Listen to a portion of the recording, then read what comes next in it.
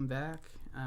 So where we left off, we were just about to get started using the SwerveApp, a little desktop mobile app application in Tari to manage your Swerve web services. So last, we need a license key, so I'm going to generate one, but real quick, we'll run npm run tari dev desktop in our project. I already use ps, oh no, -e or grep, yes, kill 49904, nap, which process is using it, ps-e or grep, parent, child, thread, kill 49891, okay, npm run tari dev desktop, okay, so now it's running. So it's going to boot up. It's already installed, so we'll go to settings, we'll go to your device ID, okay, and then we'll go and we'll generate the key. License signing key not set? Oh no, okay. License signing key equals wanna watch me code. And then let's do, oh shoot, ps, okay, okay, npm tari dev, let's do license signing key equals wanna watch me code, okay, and then we'll rerun tari dev, okay, and then we'll do this again. Why does it say it's not set? Let's do this, and then we'll do generate license key. No, generate license key.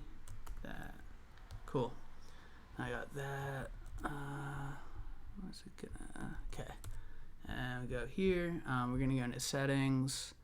We're gonna activate it. Hopefully this works. No, not valid. Okay. Let's close. Let's do license signing key,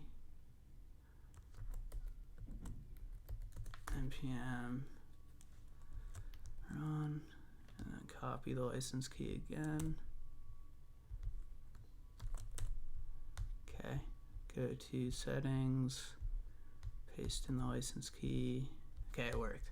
Okay, so now that I activated it, you'll see I have this stacks here. Services, and then we also have advanced mode, which I'll get into. Advanced mode has things like installing, and it's a premium feature, so you need the license key. It allows you to install different runtimes for Node.js. Let you install your Swerve version, which is, if you don't have the advanced mode, will be fixed. You can install web services, you can run them and see processes and packages. Packages is actually something for installing app packages, which right now is set up to only work on Android. But you can just install those through your CLI or whatever anyway. So let's go back. There's a main page for just running a Swizzy web app, so I could use Swizzy web, Swizzy front end template web service. Okay, can install it, and then once it installs, and we can see actually, oh wait a second, but let me copy this too. Okay, so now it's installed. We can run it, and then go, actually I'll just go to now services. I can click open, and it's up and running. And so if we stop it, you'll see that it no longer runs. But that's basically a high level of what you can do with this. And this is in simple mode. So without a license key, you can only, I think you can only run one web service. I might change that, but not sure right now. But for now, you need the license. So then the other cool thing with the having the license is you have this stacks set up here.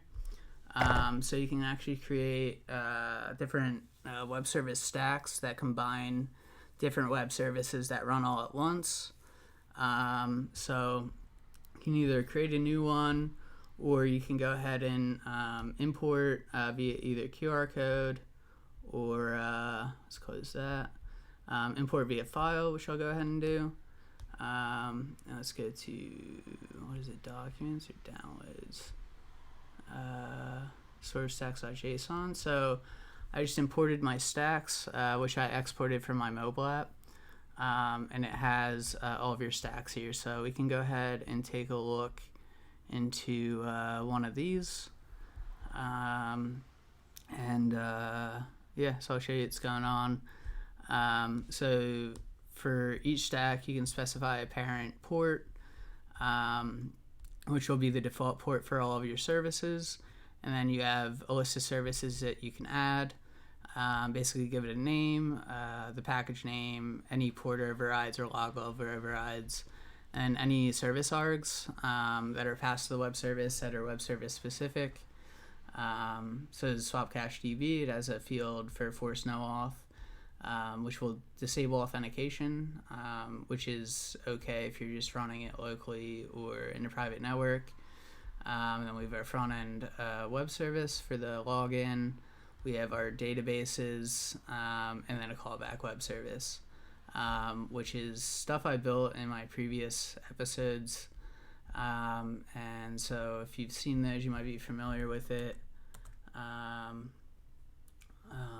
Okay, so now let's go ahead and install this. So you click install. Probably should brush this up, but it just says it's running here. We can go to logs and check them to see what's going on. We can tail them, can refresh, and just see kind of what's going on under the hood. So now all the packages look to be installed. So we can go back, we can click run, and I think it's gonna crash actually, maybe not. Okay, so it looks like it didn't crash. Let me make this bigger too. I don't think I can zoom in, but and then let's go to services. Now you can see my stacks are here. The login stack is running. You can click the drop down. You see all the sub services running, and then we can go to open, and the port is wrong, so it should be 4038. Now let's go there. Okay, so this one depends on the OAuth stack, which is a separate stack. So I will go to OAuth stack, up in here, stacks, OAuth stack. I'll install it. Okay, see it's installing. Go to logs, check those. Okay, cool. So now it's installed. Let's go ahead and run it. Just give it a second, make sure it starts up. Go to logs. And it's running. Okay, so now let's go back, go to why did I go to 3000? 3038, I think. No, hold on, what's going on? Services.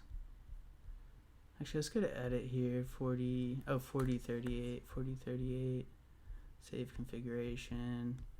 Go back. Let's do open. Let's do stop and then start and open. It's still that, what? It should be, let's do run.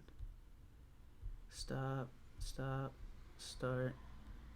Let me go and refresh actually. So there's a little bit of bugs here. Okay, so let's do start, open. Okay, 4000. Oh, you know what it is? So let's go to localhost. Where is it? Let's do open. Okay. So the thing is, we didn't set up any of the OAuth stuff, so I'll go ahead and set that up now. Let's register client. Let's do login. HTTP localhost 3038, I think, and then HTTP localhost localhost 3038. I think, I forget actually what the, 4000. Okay, 4000. Just give it read admin, write admin, read video, write video, read comments, write comments, register that. Let's go ahead, get our client ID, go to edit, let's see, OAuth, authorize URL, token URL, user 4000. Okay, so these might be wrong anyway. So OAuth client ID, delete that, put that in. Client secret, delete that, put that in. Callback cache database callback. Let's try this. And so this still won't work. Let me just go OAuth stack edit. Okay, these are all 4002. Okay, let's go back, and I guarantee this won't work. Let's do stop, start, and I bet you it doesn't work because I think that this might work. 3038, 4038. Okay, so it did work. Test, sign in, and this won't work, and that's because I don't have any JWK or JWAT secrets or whatever they're called, secret keys set up. So let's go ahead and do that. Localhost 30, let's see, edit. And I have to fix this. It should be manageable within here, ideally, and I can create them or whatever. But let's go ahead and see where the JWK has secret web services.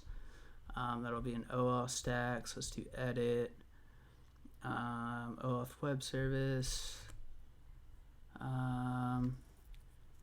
OAuth web service, need the JWK's secret web service, okay, secret web service, 4006, okay, or wait, 3005,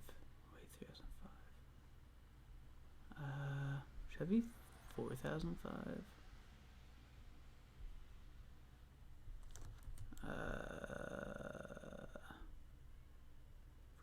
Okay, yes, I should actually be, wait, secret API, okay, so it should be 4005, some of these configurations are wrong, okay, save configuration, let's go back. Stop it, start, and then we'll go to here, we'll go there, we'll go, let me make this bigger, cd, auth, lsla, cd, jws, secret web service, vim dot, header routers, controllers, generate controller, is a post, and it takes an isActive and algorithm. Let's go to REST Fox and open it up. I think I have all these defined. Oh, all stack. Okay. Generate a secret client. Generate new JWKS. And does it? I guess they're on the query. So we don't really need, so enabled, is it enabled? Oh, it is active, isn't it? Active, okay. Active equals true, and alg equals rs256, I think works. And this base URL has to be 4005. Let's do environment 4005, done, send. Okay, and here's our kid, it's generated, and if we go get active public JWKs, we got them here. Okay, so now I think login should work, maybe. Let's give it a shot. Wrong one. Let's go here, 3038. It's not running. It's not running. Oh, 3038. 4038. Let's do test, sign in. And cool, so it worked. If we go to inspect application cookies, you see our auth token is set and our refresh token is set. So yeah, so we got our OAuth stack working and login working. So I guess I can show you how to, since I imported these, how to manually add a service or stack. So we'll do Swizzy tube stack, create, we'll do, what should I do? What do I do? 4,000, we'll do 4,000, actually I guess 435 might be the one.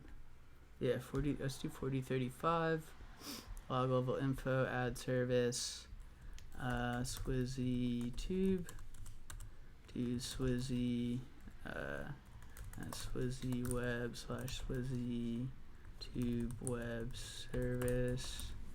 Okay, we'll do 4035, be consistent, and then we'll do save that. Let's do add Swizzy video web service. Let's do web service. And then at Swizzy web / Swizzy video web service. Okay. Let's see. I forget what the other ports are. Okay, and then let's just go ahead and check out what our actual configuration is. Let's go up, cd Swizzy tube, Swizzy tube stack vim dot web service config. Okay, so there's a ton of stuff. Callback cache DB, callback web service, backend, front end. I don't know if that's needed. Okay, so we need the JWK's API. Let's just copy all these. And let's go here. Let's switch to JSON view, and then we can just add these things manually. So that was the backend. Oops, and go paste. And go like this. 60,000 interval. Localhost, I think it's 4005, 4036. Base DB URL. Okay. And the DB is, so we need these. Swap cache DB 36, 37, 35. 35. Login front on web service 38.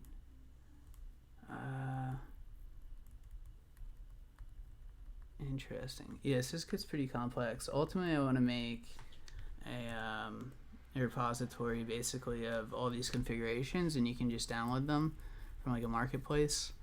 But right now, that does not exist. So, what is base DB URL 3036? Okay, let's go like this. Let's go like this, go up here, paste that. App data root, let's just delete that. Force null true. Let's go delete that. Go to package name, save that. 3036. I wish I could open up multiple windows. Says 3036. Let's do 4036. 4036. 4035. 4035. 4005. What did we have? Commons TV is 4035.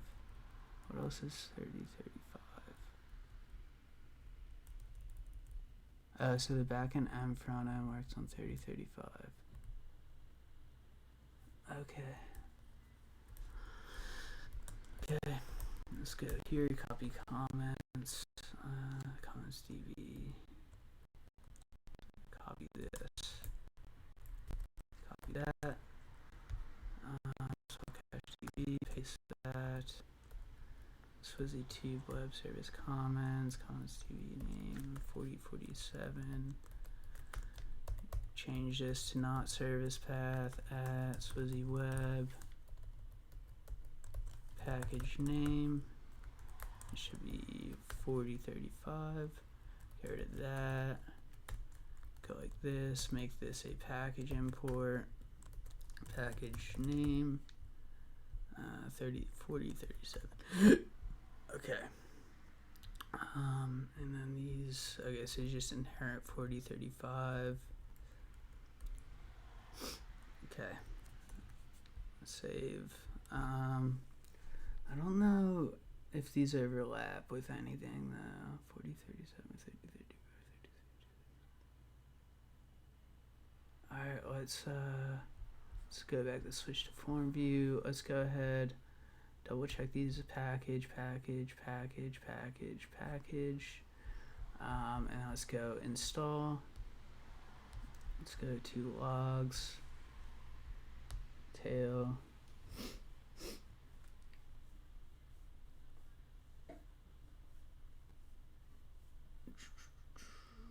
and wait for it to, okay, so now looks like it's all installed. Go back, try and run it, see if it works. No, let's go to logs. Oh, I know why. Path argument of type string receives undefined. Path argument of type string. The path argument must be of type string receives. Okay, let's see. I might have one that still service path. npm package, npm package, npm package, npm package, npm package. Oh, http // let me go fix that here too. http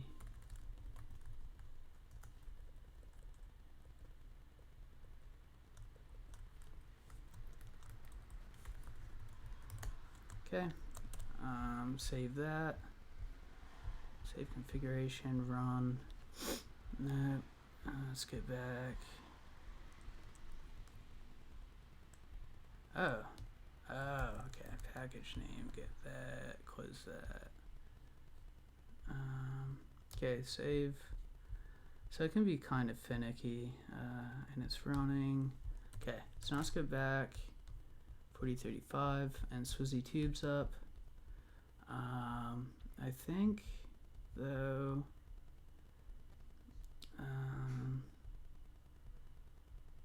it doesn't have the OAuth integration though, so but let's go ahead, go 4038. Okay, test, and then okay, no thanks, and we'll go ahead F12, and our auth tokens there, our refresh tokens there, which is good. And then I can go ahead, wait, where are we? Let's go to Verdashio. Let's go back here to the Git repo. SwerveApp. Oh, you know what I have to do too? I wonder if it'll just work, but okay. SwerveApp. What do we got? What version are we on? Package 1.1. SwerveApp 1.1. Okay.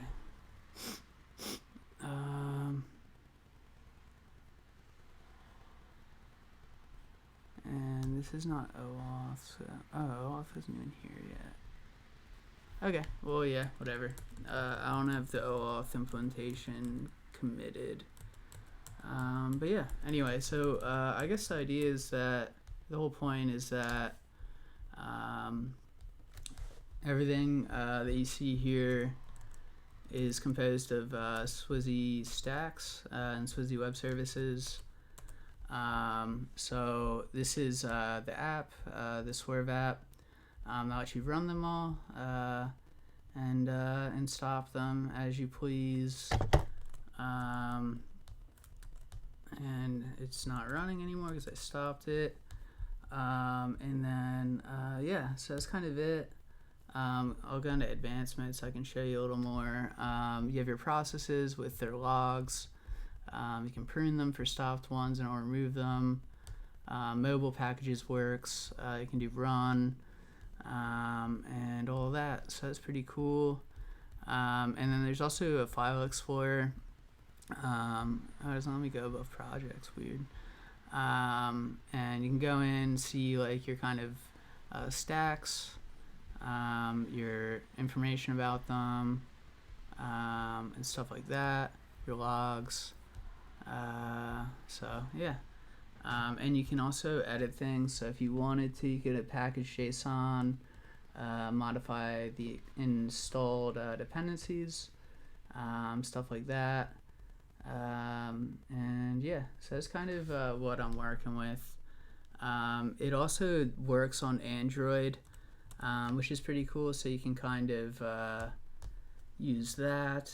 And I'll actually share that real quick. I can get something up and running really quickly with that. Let's go. I'm just gonna open up my phone and run it from the SwerveApp. Let's do. Let's go stacks. Actually, I don't know if it's gonna work. I'll just do this one. Is it running? Yep. Back. Settings. IP. Okay. So now let's go to here. 192.168.222.3005. I'm on VPN real quick. Check that. Okay, I'm on VPN, so let's see actually if this one works. 10.8.0.3. Nah, alright, let me turn on VPN.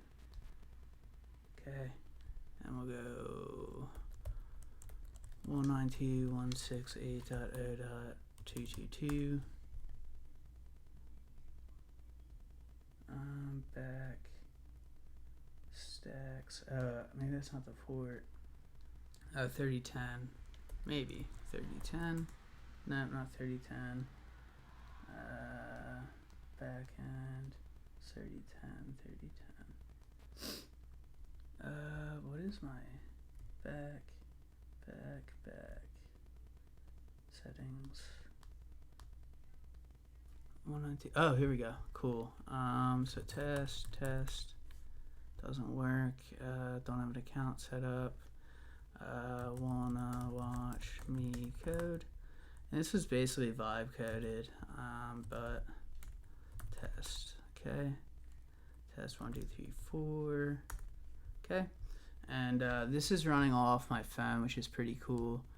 Honestly, not sure what all works. Hello world.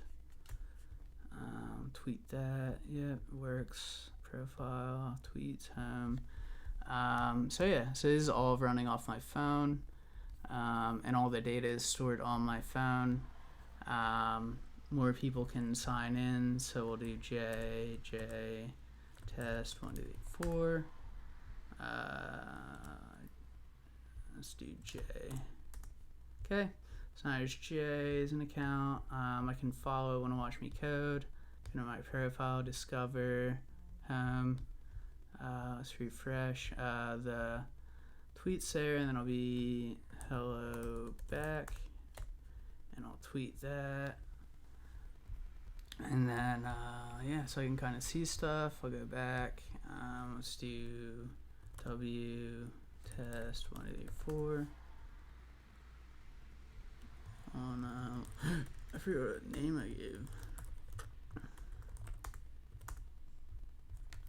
Test 1, 2, 4. Oh, I forget what I made. W. Okay, let's go J test 184 J. Okay, so okay, it says capital. Yeah, I mean, I guess like you can see kind of here what's going on. But yeah, I made this little Twitter clone. It runs on SwerveApp, and it's running off my phone. Everything's stored on my phone, and if I stop it,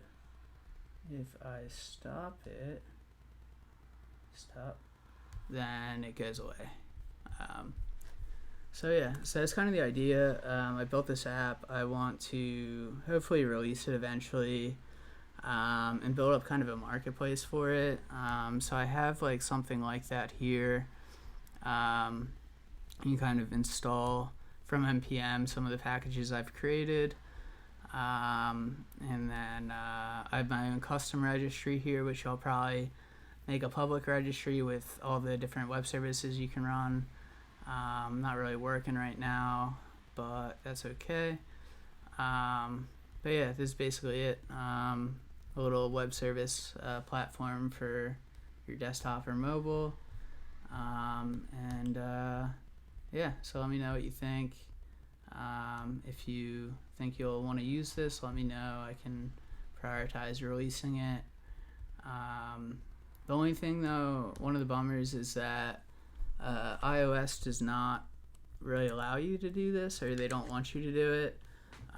So there's like SwerveApp, banned iOS.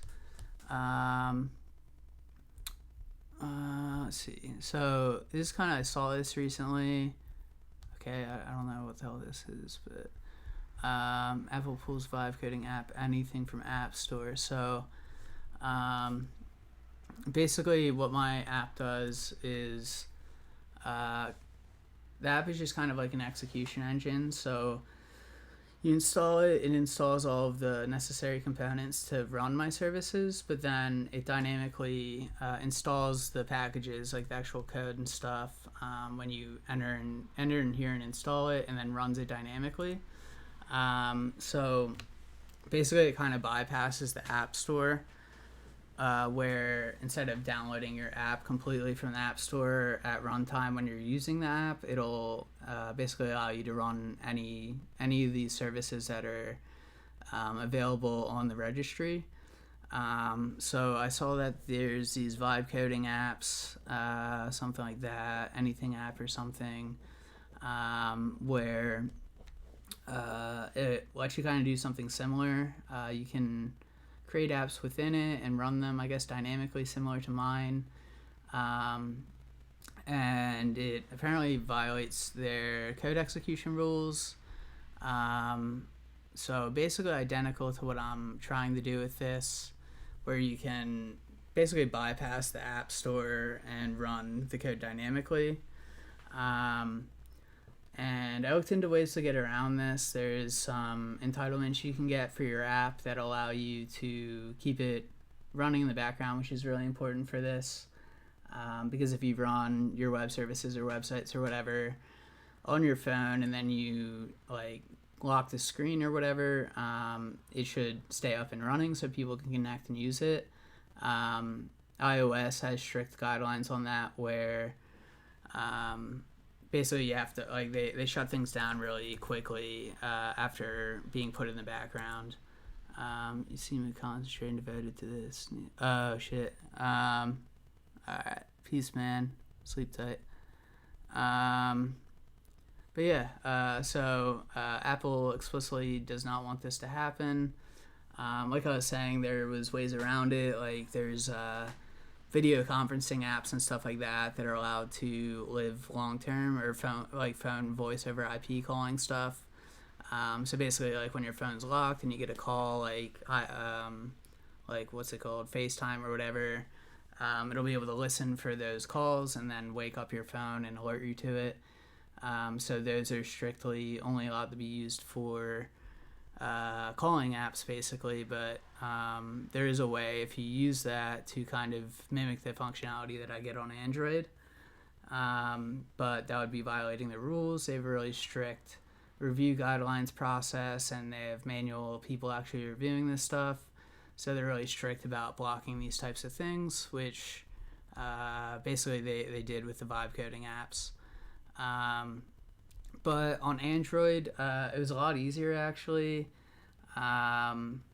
You can basically trigger a notification to pop up in the header bar that keeps the application alive even when the screen is locked. But I have a feeling in the long run, Google's probably going to crack down on that as well. So I'm not sure of the long-term feasibility of what I'm actually building. If we'll just get blacklisted and not allowed to run. But that should not stop the desktop version that I'm showing you right now. This should be basically work consistently. It works on Linux right now. I haven't tested on Windows or anything like that. So it might just stay a Linux app or a mobile app. But yeah, what else? Let's see what the comments are. I don't know. But yeah, so that's it. Yeah, I guess I'll cut it here. And yeah, definitely looking forward to seeing if anybody actually cares about this or wants to learn more. So if I post this on YouTube, let me know in the comments if you enjoyed it or want to use it or whatever. And sorry for it being all over the place. I was losing internet connection, I was missing things, and kind of became probably a long video with a lot of boring stuff. But yeah, but I'll catch you later. Peace.